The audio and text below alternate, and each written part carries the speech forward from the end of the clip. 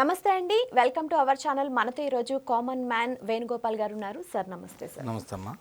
Sir ఇప్పుడు ఒకప్పుడు తెలుగుదేశంలో ఉండి వైసీపీకి వెళ్ళినటువంటి వల్లభనేని వంశీ మోహన్ గారు చంద్రబాబు నాయుడు గారిని అపాయింట్మెంట్ కోరినట్లు తెలుస్తుంది. అంటే ఏదో సాగునీటి సమస్యలకని చెప్పేసి అంటున్నారు కానీ ఇంకొక కోణంలో ఆయన మళ్ళీ టీడీపీలో చేరాలనే ఉద్దేశంతోనే ఈ అపాయింట్మెంట్ అడగడం, ఇట్లా పాజిటివ్గా మాట్లాడడం చేస్తున్నారనేది మాటలు వినిపిస్తున్నాయి. అంటే ఒకవేళ ఆయన కనుక మళ్ళీ పార్టీలోకి వస్తే అధిష్టానం ఏమన్నా యాక్సెప్ట్ చేసే ఛాన్సెస్ ఉన్నాయంటారా? ఇదంతా ఒట్టి మాటలమ్మా.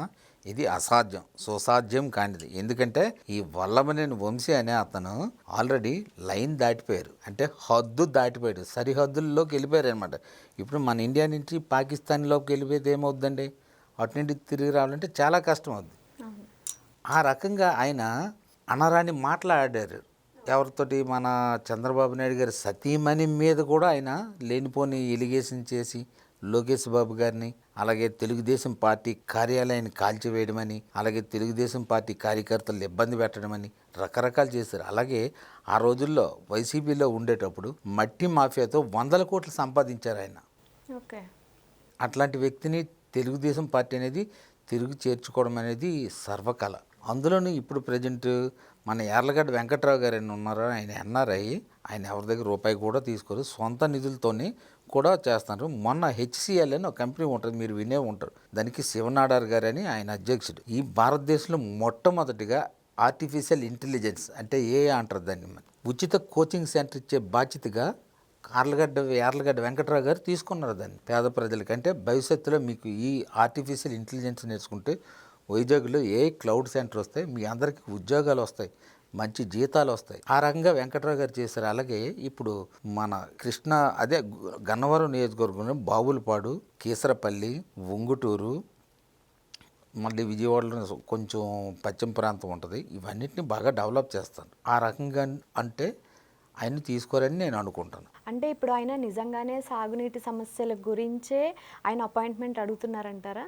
లేదమ్మా, మొగుడిని కొట్టి మొగసాలకి ఎక్కిందని తెలుగులో ఒక సామెత ఉంటుందమ్మా. అంటే మొగుడిని ఇంట్లో తన్నేస్తుంది ఆవిడ, బయటకు వచ్చి అమ్మో నా మొగుడు తన్నాడు అని. అట్లా ఈయన అనమాట సింపతి క్రియేషన్ కోసం ఇదంతా. లేకపోతే మంచిగా స్టైల్గా కలర్ వేసుకొని నీట్గా అందగాడు కదా. జగన్మోహన్ రెడ్డి గారు స్వయానే చెప్పారు, చంద్రబాబు నాయుడు గారి కంటే అందమైన వాడు ఈ మహావస్తాదు, చంద్రబాబు నాయుడు గారు జైల్లో పెట్టారు అని చెప్పారు. ఇప్పుడు సేమ్ ఎలాగున్నారు, నాలా తయారయ్యాడు, గెడ్డం మీసం రంగు అన్నీ నెరిసిపోయి. అలా ఉంటుంది వ్యవహారం. ఓకే సార్, ఇప్పుడు ఏదైతే వైసీపీలో ఫ్యూచర్ ఏం కనిపించట్లేదు, ఒకప్పుడు టీడీపీ నుంచి వైసీపీకి వెళ్ళారు, అంటే ఇప్పుడు వైసీపీలో ఎటువంటి ఫ్యూచర్ కనిపించట్లేదు ఆయనకి. అందుకని ఇప్పుడు ఇన్ ఫ్యూచర్ ఏముంది అంటే టీడీపీ ఉంది కాబట్టి ఆ సైడ్ వెళ్ళిపోవాలన్న ప్లాన్ ఏమన్నా వేసారంటారు ఆయన?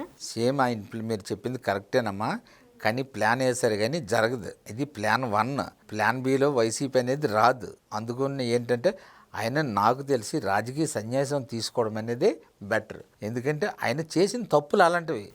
గతంలో ముందు మాట జారకూడదు. మూట జారిపోయిన పర్లేదు, మనం రేపు సంపాదించుకోవచ్చు. మాట జారితే, మూట జారిపోవడం అంటే ఏంటి? డబ్బులు పోయాయి అనుకోండి మళ్ళీ సంపాదించుకుంటాం. మాట జారితే తిరిగి తీసుకోలేం కదా.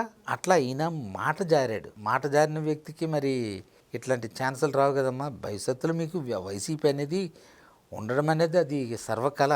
ఎందుకంటే ఆయన మన జగన్మోహన్ రెడ్డి గారు 40% ఓటుని చూసి రెచ్చిపోతున్నారు. అందులో కూడా కొంత డౌన్ అయిపోయింది. కూటమి ప్రభుత్వంలో పాలన అద్భుతంగా నడుస్తుంది కదమ్మా. మహిళలకు ఉచితంగా ఫ్రీ బస్సులని, మెయిన్ థింగ్ కరెంటు బిల్లులు ట్రూ ఆఫ్ ఛార్జీలు పెంచలేదమ్మా. ఈ 2 ఇయర్స్లో ఒక్కసారి కూడా కరెంటు బిల్లు పెంచలేదు. గత వైసీపీ హయాంలో 9 సార్లు కరెంటు బిల్లులు పెంచి నిరుపేదలను నడ్డి విరిశారు. మీకు గుర్తుందో లేదో? అట్లానే స్త్రీలకు ఉచిత బస్సులు మీకు చెప్పి ఉంటాను నేను. చాలా దివ్యాంగులకు పెన్షన్లు, వితంతులకు పెన్షన్లు, వృద్ధులకు, సొంత కొడుకులకు ప్రతి నెల ఒక ఊరు వెళ్తాడమ్మా చంద్రబాబు నాయుడు గారు. వాళ్ళ ఇంటి కుటుంబాలు కష్టాలు సుఖాలు తెలుసుకొని ఆ ఊర్లో అందరూ తెలుసుకొని కలెక్టర్ గారికి చెప్పి సార్ వీళ్ళకి ఇది చేయండి అది చేయండి. ఇట్లాంటి ముఖ్యమంత్రిని మనం ఈ భారతదేశంలో ఎప్పుడూ చూడలేదు కదా. ప్రజెంట్ ట్రెండింగ్లో ఉన్న ముఖ్యమంత్రుల్లో కూడా మనం ఎవరిని ఇలాంటి వాళ్ళని చూడం. వాళ్ళందరూ పరిపాలనా భవనంలో హోమ్ ఆ శాఖలో ఉంటారు, అలా చేస్తారు. కానీ వీళ్ళు అలా కాదు మన ముఖ్యమంత్రి గారు. సార్ వల్లభనేని వంశీ గారే ఈ మాటల దాడి ఇవన్నీ కూడా ఆయనే స్టార్ట్ చేశారనేసి కూడా అంటున్నారు. ఆయనే కదా సార్ అంటే వీళ్ళని టీడీపీ వాళ్ళని నోటికొచ్చినట్టు మాట్లాడడం.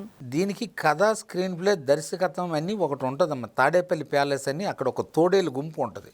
వాళ్ళు ఇస్తుంటారు, నువ్వు ఈరోజు ఈ వ్యక్తిని మింగు, నువ్వు ఈ వ్యక్తిని మింగు. తోడేళ్ళని ఉంటాయి కదా, మనుషులు మింగేస్తాయి. ఓకే. ఆ వ్యక్తి ఆ రోజు ఆ వ్యక్తిని మింగాలంటే మింగాలి, మింగేసి తినేయాలి. అట్లా తాడేపల్లి నుంచి ఒక స్క్రిప్ట్ వస్తుంది. డాక్టర్ సజ్జల రామకృష్ణారెడ్డి గారని పిహెచ్డి చేశారు ఆయన బూతుల్లో, ఆయన రాజేస్తారు. ఓకే. మీకు ప్రపంచ ప్రఖ్యాతిగాంచిన బూతుల్లో పిహెచ్డి చేసిన వ్యక్తి ఎవరంటే సజ్జల రామకృష్ణారెడ్డి గారే. ఆయనకి డాక్టరేట్ అని బిరుదందుకు నేనే ఇచ్చాను. ఇప్పుడు ఏం స్క్రిప్ట్లు రావట్లేదు అంటారా అయితే? ఇప్పుడు స్క్రిప్ట్లు రావడానికి కొంచెం దాన్ని ఏమంటారు, బెల్ట్ ట్రీట్మెంట్ అవుతుందమ్మ కొంతమందికి.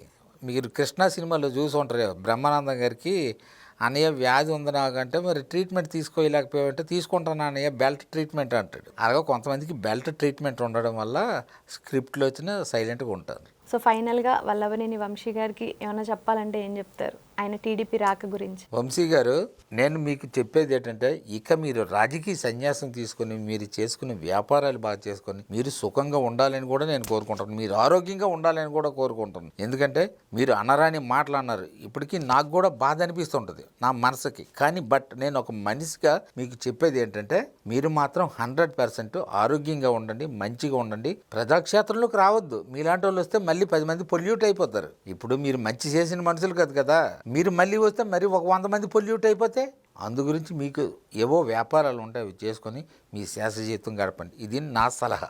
Okay, thank you sir. Thank you.